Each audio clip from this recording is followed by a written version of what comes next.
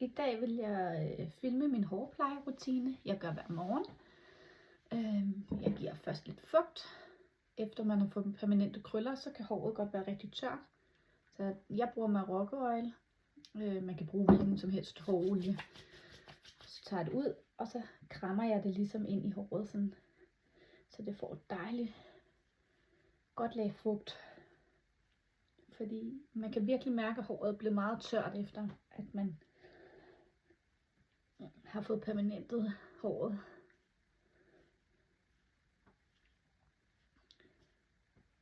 Efter det, så plejer jeg at putte noget, som der sådan holder på håret. Jeg bruger sådan en her. Der findes mange forskellige produkter.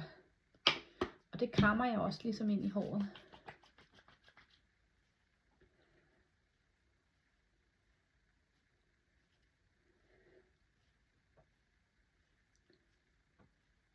Ja.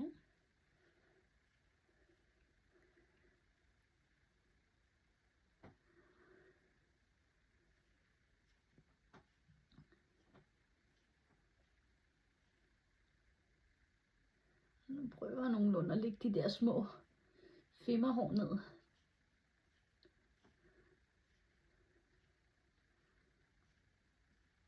Sådan der. Og så er jeg begyndt på noget nyt, i stedet for at bruge almindelig shampoo, som sådan noget L'Oreal. Så er jeg begyndt at bruge en sæbe bar. Og den er virkelig god.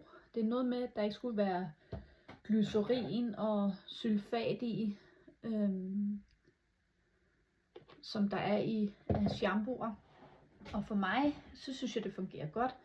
Det jeg gør, det er, at jeg putter vand på, så lægger jeg det på håret, og så skummer jeg det ligesom op sådan her. Og jeg bliver nødt til at vaske det 2 gange med sådan en her, fordi første gang, så ligesom om det ikke skummer op, men anden gang, så skummer det. Den har jeg tænkt mig at bruge resten af tiden.